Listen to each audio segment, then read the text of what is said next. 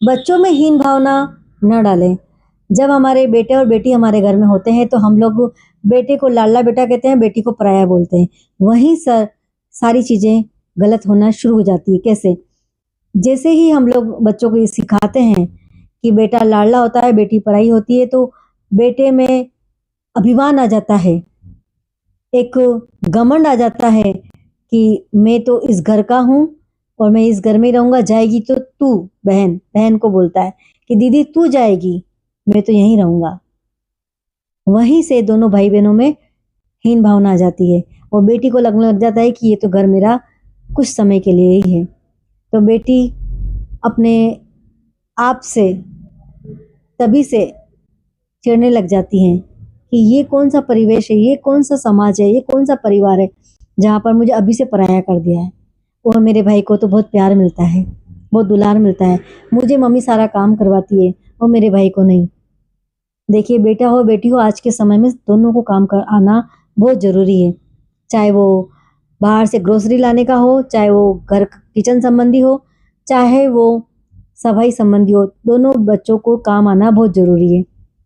रही बात बच्चों को तमीज़ सिखाने की, तो जब से बच्चा स्कूल जाता है, प्ले ग्रुप से स्टार्ट से लेके जब तक वो कॉलेज लाइफ जीता है, तब तक दोनों पेरेंट्स का, दोनों बेटा या बेटी दोनों बच्चों पर ध्यान होना बहुत ज़रूरी है। बच्चा स्कूल जाता है, तो जब स्कूल से आता है, तो उसकी क्या एक्टिविटी होती है, वो उसके क्या हाव-भाव होते हैं, वो स्कूल में क्या करता है, सी सारी जानकारी उनको होना ज़रूरी है।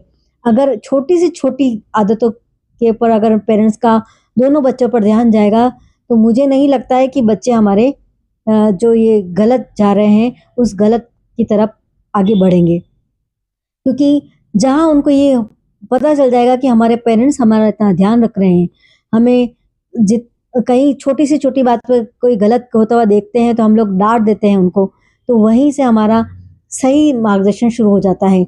जब तक हम बच्चों को फर्स्ट बार में उनकी गलती को अगर हम नज़रअंदाज करेंगे, तो बच्चा गलत की ओर ज़रूर बढ़ता है। इसलिए जहाँ पर बेटा हो या बेटी अगर गलत देखें तो उसे वहीं रोक लें। उसे समझाएँ, उसको तमीज़ सिखाएँ, उसको तहज़ीब सिखाएँ कि बेटा अ, आप दोनों को व्यावहारिक ज्ञान आना भी ज़रूरी है पढ़ाई के साथ-साथ और हर चीज़ आनी ज़रूरी है। आप बच्चों को ये सिखाएँ कि कैसे बड़ों से बात की जाती है, कैसे लड़की से बात की जाती है, कैसे लड़की का रिस्पेक्ट किया जाता है, कैसे उसकी इज़्ज़त की जाती है, कैसे लड़की को लड़के की इज़्ज़त करनी चाहिए, कैसे लड़की को लड़के के साथ बात करनी चाहिए, किस